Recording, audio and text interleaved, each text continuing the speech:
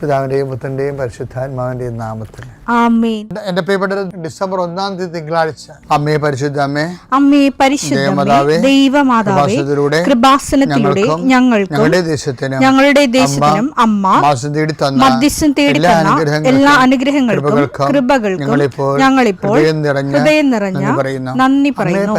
അമ്മേ പരിശുദ്ധമ്മേ ദൈവമാതാവേ, 2004 ഡിസംബർ 7 ഉച്ചകഴിഞ്ഞ് 2:30 കൃപാസനത്തിൽ സംഭവിച്ച അമ്മയുടെ പ്രത്യക്ഷപ്പെടലിനെക്കുറിച്ച് തിരുസഭയ്ക്ക് സമർപ്പിച്ചിരിക്കുന്ന പഠനരേഖകളുടെ മേൽ സഭാത്മകമായ പഠനം ആരംഭിക്കുവാൻ ഞങ്ങൾ പ്രാർത്ഥിക്കുന്നു.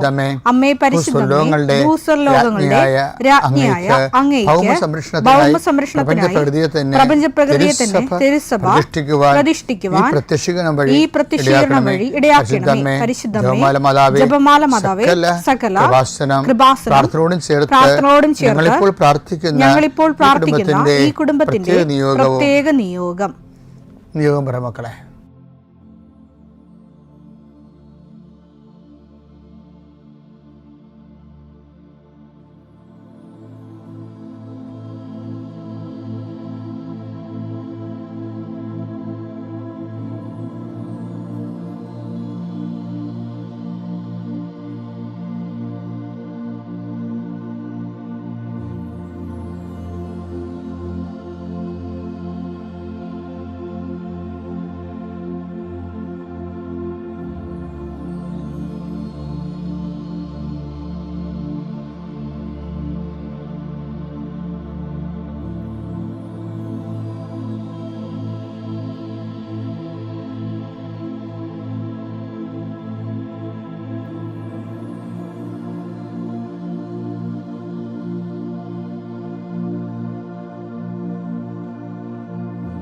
അമ്മയുടെ പ്രത്യക്ഷീകരണത്തിന്റെ ഈ അനുഗ്രഹവേളയിൽ ഞങ്ങൾക്ക് സാധിച്ചു തരുവാൻ കനിയണമേ. ആമേൻ. വിശ്വാസ പ്രമാണം. സർവശക്തനായ പിതാവും ആകാശത്തിന്റെയും ഭൂമിയുടെയും സൃഷ്ടാവുമായ ദൈവത്തിൽ ഞാൻ വിശ്വസിക്കുന്നു. അവിടുത്തെ ഏകപുത്രനും ഞങ്ങളുടെ കർത്താവുമായ ഈശോ മിശിഹായിലും ഞാൻ വിശ്വസിക്കുന്നു.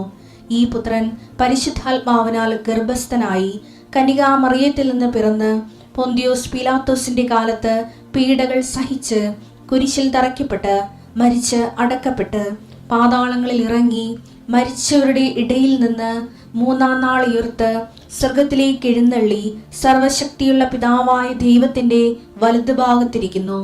അവിടെ നിന്ന് ജീവിക്കുന്നവരെയും മരിച്ചവരെയും വിധിക്കുവാൻ വരുമെന്നും ഞാൻ വിശ്വസിക്കുന്നു. പരിശുദ്ധാത്മാവിലും ഞാൻ വിശ്വസിക്കുന്നു. വിശുദ്ധ കത്തോലിക്കാ സഭയിലും പുണ്യവാന്മാരുടെ ഐക്യത്തിലും പാപങ്ങളുടെ മോചനത്തിലും ശരീരത്തിന്റെ ഉയർപ്പിലും നിത്യമായ ജീവിതത്തിലും ഞാൻ വിശ്വസിക്കുന്നു. ആമേൻ. സ്വർഗ്ഗസ്ഥനായ ഞങ്ങളുടെ പിതാവേ, അങ്ങയുടെ നാമം പൂജിതമാകണമേ. അങ്ങയുടെ രാജ്യം വരണമേ. അങ്ങയുടെ തിരുമനസ് സ്വർഗത്തിലെ പോലെ ഭൂമിയിലും ആകണമേ. അന്നു വേണ്ടുന്ന ആഹാരം ഇന്ന് ഞങ്ങൾക്ക് തരണമേ. ഞങ്ങളോട് തെറ്റ് ചെയ്യുന്നവരോട് ഞങ്ങൾ ക്ഷമിക്കുന്നത് പോലെ ഞങ്ങളുടെ തെറ്റുകൾ ഞങ്ങളോടും ക്ഷമിക്കണമേ. ഞങ്ങളെ പ്രലോഭനത്തിൽ ഉൾപ്പെടുത്തരുതേ, തിന്മയിൽ ഞങ്ങൾ രക്ഷിക്കണമേ. ആമേൻ. നന്മ നിറഞ്ഞ മറിയമേ, സ്വസ്തി. കർത്താവ് അങ്ങയുടെ കൂടെ സ്ത്രീകളിൽ അങ്ങ് അനുഗ്രഹിക്കപ്പെട്ടവളാകുന്നു. അങ്ങയുടെ ഉദരത്തിൻ ഫലമായി ഈശോ അനുഗ്രഹിക്കപ്പെട്ടവനാകുന്നു. പരിശുദ്ധ മറിയമേ, തമ്പുരാന്റെ അമ്മേ, പാപികളായ ഞങ്ങൾക്ക് വേണ്ടി ഇപ്പോഴും ഞങ്ങളുടെ മരണസമയത്തും തമ്പുരാനോട് അപേക്ഷിക്കണമേ. ആമേൻ. കർത്താവേ, നിന്റെ ഉന്നതമായ നാമത്തിന് സ്വസ്ഥം ചെയ്യുന്നു. കർത്താവേ, നിന്റെ വിശുദ്ധ പൗരോഹിത്യത്തെ മഹത്വപ്പെടുത്തണമേ. കർത്താവേ, സഭയിലുള്ള സാന്നിധ്യം ദൃഢമാക്കണമേ. 39 വർഷം ഞാൻ അർപ്പിച്ച കൃപാന്റെ യുഗതിയായി കൃപാസ്ഥാന ജീവനോടെ പ്രത്യക്ഷപ്പെട്ട മാതാവിൻ്റെ മാധ്യസ്ഥയിൽ അത്താറയിൽ നടന്ന 10,000-കണക്കിന് ആരാധന ശക്തിയാൽ കർത്താവ് ഈ പ്രഭാതത്തിലെ അങ്ങയുടെ മക്കളെ കാത്തു കൊതിച്ചിരിക്കുകയാണ്. ഈശോയെ, നിന്റെ വലതുകരത്തിൻ്റെ ഒരാശീർവാദം കിട്ടാൻ വേണ്ടി കർത്താവ് ഇന്ന് യാത്രയ്ക്ക് ഒരുങ്ങുന്ന ഓരോ മക്കളുണ്ട്. ഓരോ ഉദ്യമങ്ങളിലൂടെ മനസ്സിൽ വിചാരിച്ചുകൊണ്ട് പോണവരുണ്ട്. ഓരോ ലക്ഷ്യങ്ങൾ മനസ്സിൽ വെച്ച് പോകുന്നവരുണ്ട്. കർത്താവേ, നിന്റെ തിരുമുറുവാർന്ന് ആണിപ്പെടുതാന്ന് വലതുകരം മക്കളുടെ ശിരസ് വെക്കണമേ. അവർ പോകുന്നിടത്തേക്കല്ല, നീ പോകുന്നിടത്തേക്കെല്ലാം ഞാൻ നിൻ്റെ കൂടെ വരുമെന്ന് കർത്താവ് അങ്ങ് പറഞ്ഞിട്ടുണ്ടല്ലോ. ഈശോയെ, അങ്ങയുടെ സഞ്ചാര സാന്നിധ്യം അങ്ങയുടെ മക്കളുടെ കൂടെ ഉണ്ടായിരിക്കണമെന്ന് പ്രാർത്ഥിക്കുന്നു. കർത്താവേ, ഉദ്യോഗത്തിൻ്റെ കാര്യത്തിന് വേണ്ടി പോകുന്നവരുണ്ട്, പഠന കാര്യങ്ങൾക്ക് വേണ്ടി പോകുന്നവരുണ്ട്, ജീവിത വ്യാപാരങ്ങൾക്ക് സാമ്പത്തിക കാര്യങ്ങൾക്ക് വേണ്ടി പോകുന്നവരുണ്ട്, ജോലി സംബന്ധമായ കാര്യങ്ങൾക്ക് വേണ്ടി പോകുന്നത് അവരുടെ എല്ലാം കർത്താവിൻ്റെ തിരുസേന സമർപ്പിക്കുന്നു. എൻ്റെ കർത്താവിൻ്റെ ഉന്നതമായ നാമത്തിൽ, സഭയുടെ അധികാരത്തിൽ, കുരിശിൻ്റെ അടയാളത്തിൽ ഇനി ഇന്നത്തെ ദിവസം നീ പോകുന്ന എല്ലാ ഇടങ്ങളിലും നിൻ്റെ കർത്താവ് നിന്നെ സന്ധിക്കട്ടെ. നിത്യം പിതാവും പുത്രനും പരിശുദ്ധാത്മാവുമായ സർവ്വേശ്വര എന്നേക്കും ആമേൻ. എൻ്റെ പ്രിയപ്പെട്ടവരെ, തിരുസഭയിലെ ക്രിസ്മസിന് ഒരുക്കമായുള്ള ആഗമന കാലത്തിൽ ഇവിടെ നമ്മൾ കടന്നു പോവുകയാണ്. ചെറിയ നോമ്പ് കാലഘട്ടമാണിത്. ചെറിയ നോമ്പ് കാലഘട്ടം പലപ്പോഴും അത് വലിയ നോൻപ് കാലഘട്ടമായാലും നോൻപ് എപ്പോഴും വരുന്നത് പ്രായശ്ചിത്തത്തിൻ്റെ ഭാഗമായിട്ട് വരുന്നതാണ്. പ്രായശ്ചിത്തം എപ്പോഴും പശ്ചാത്താപത്തിൻ്റെ ഭാഗമായിട്ട് വരുന്നതാണ്. പശ്ചാത്താപം എപ്പോഴും റീഇൻസ്റ്റേറ്റ് ചെയ്യാൻ ആവശ്യപ്പെടുന്നു, പൂർവസ്ഥിതി പ്രാപിക്കാൻ. വരപ്രസാദത്തിൻ്റെ പൂർവസ്ഥിതി, ജ്ഞാനസ്ഥാനത്ത് നമുക്ക് ലഭിച്ച വരപ്രസാദം, അതിനുശേഷം പരിശുദ്ധ കുർബാന സ്വീകരണത്തിന് ശേഷം നമുക്ക് ലഭിച്ച വരപ്രസാദം, അതിനൊപ്പം തന്നെ സ്ഥൈര്യലേപനത്തിലൂടെ നമുക്ക് ലഭിച്ച വരപ്രസാദം, അതുപോലെ ജീവിത വിളിയുടെ കുദാശകളായ വിവാഹം, തിരുപ്പട്ടം, അതുപോലെ തന്നെ കോൺസെക്രേഷനായിട്ടുള്ള ദൈവവിളികൾ, അതിലൂടെ നമുക്ക് ലഭിച്ച ദൈവവരപ്രസാദം. ഇത് റീഇൻസ്റ്റേറ്റ് ചെയ്യാൻ വേണ്ടിയാണ്, അതായത് പഴയ പൂർവസ്ഥിതിയിലേക്ക് വരാൻ, ആദ്യകാല വരപ്രസാദത്തിലേക്ക്. അതുകൊണ്ട് എങ്ങനെ പശ്ചാത്തപിക്കണമെന്നുള്ള ആശയങ്ങളോടാണ് വചനം വെളിപാട് അവസാനിക്കുന്നത്. വെളിപാട് എന്താണ് അവസാനത്തിൽ പറയണത്? നീ എവിടെ നിന്ന് അതപ്പതിച്ചു എന്ന് ഓർക്കുവിൻ. അതാണ് പശ്ചാത്താപത്തിൻ്റെ ഒരു ഭാഗം എന്ന് പറയണത്, അതിൻ്റെ ഘടനയിൽ ആദ്യ സെക്ഷൻ എന്ന് പറയണത്, നീ എവിടെ നിന്ന് അതപ്പതിച്ചു, എവിടെയാണ് നിൻ്റെ വരപ്രസാദം നഷ്ടപ്പെട്ടത്, അതിലേക്ക് അത് റീഇൻസ്റ്റേറ്റ് ചെയ്യാൻ പറയും. വെളിപാടിൻ്റെ പുസ്തകം 2:5.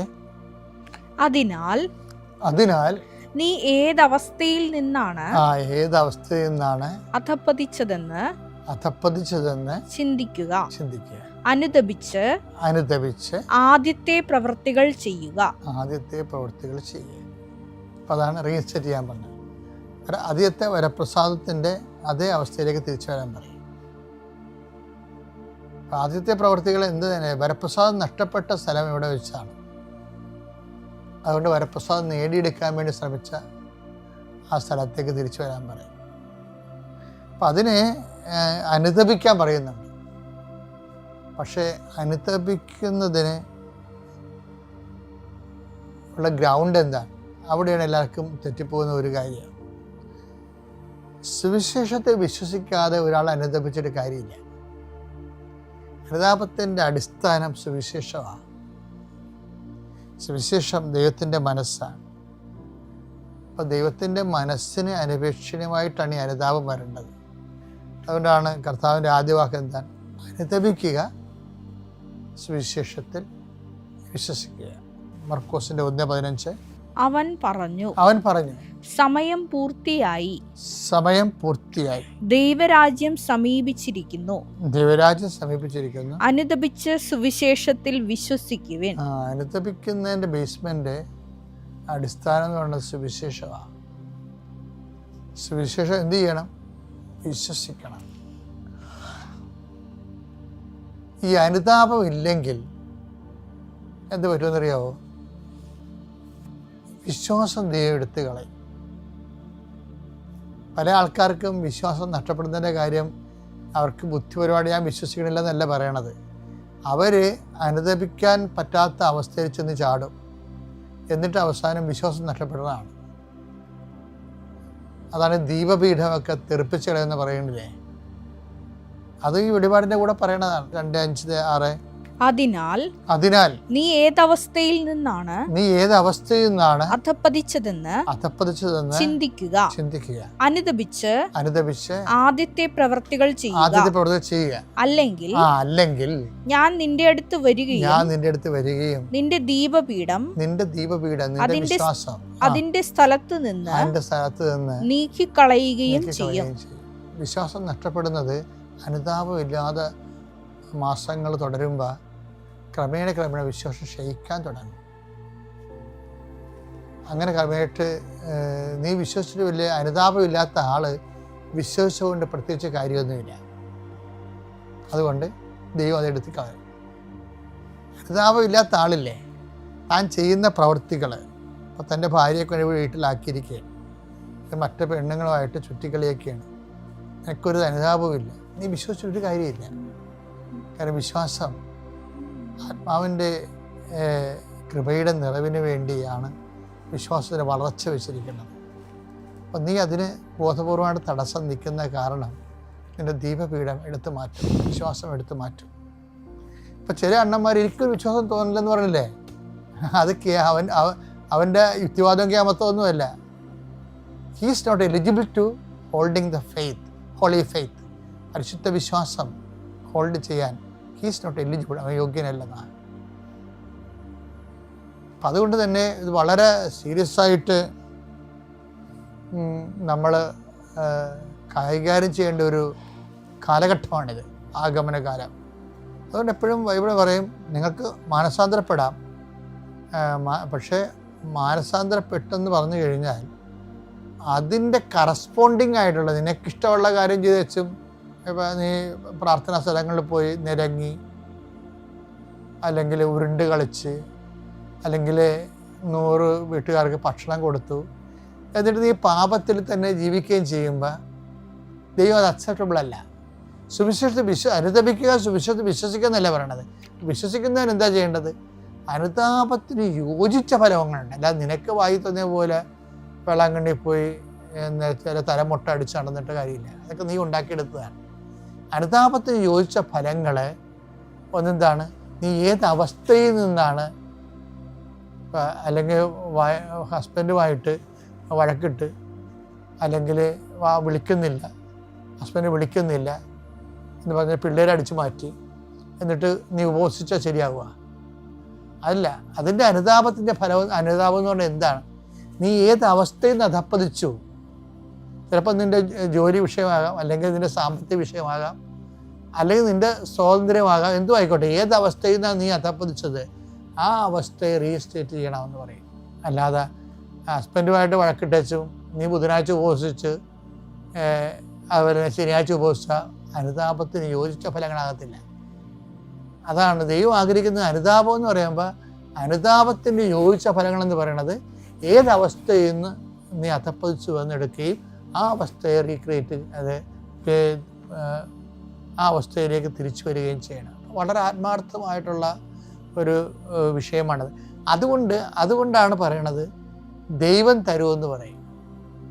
ഇങ്ങനെ വേണമെങ്കിൽ, അനുതാപം വേണമെങ്കിൽ, ആ ഒരു സത്യസന്ധമായ മനസ്സിന് യോജിച്ച ഫലമാണെങ്കിൽ അത് തരേണ്ടത് ദൈവമാണ്. അതാണ് ഈ 11-18 നടപടി പുസ്തകം. ജീവനിലേക്ക് നയിക്കുന്ന അനുതാപം.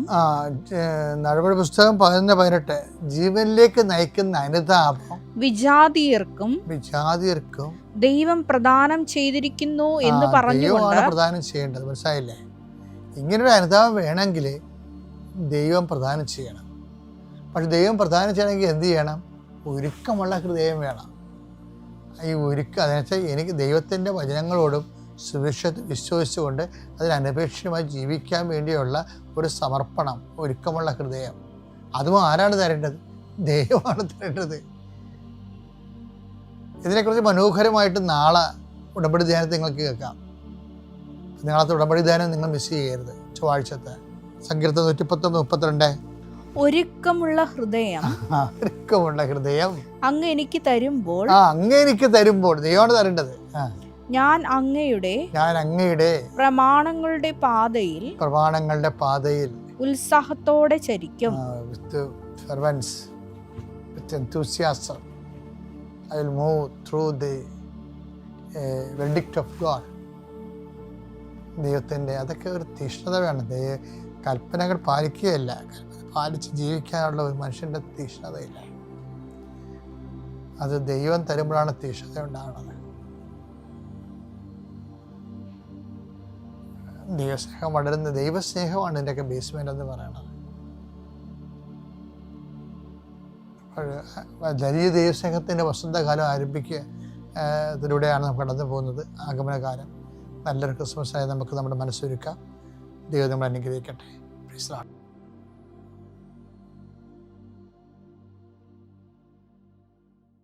അത്യപൂർവ ദൈവാനുഭവങ്ങൾ ഇനി നിങ്ങൾക്കും സ്വന്തം. ഈ യൂട്യൂബ് ചാനൽ ഇതുവരെ സബ്സ്ക്രൈബ് ചെയ്തിട്ടില്ലെങ്കിൽ ഇപ്പോൾ തന്നെ സബ്സ്ക്രൈബ് ചെയ്യുക. ഈ വീഡിയോ ഇപ്പോൾ തന്നെ നിങ്ങളുടെ സുഹൃത്തുക്കൾക്ക് ഷെയർ ചെയ്തുകൊണ്ട് കർത്താവിൻ്റെ പ്രേക്ഷിതരാകുക.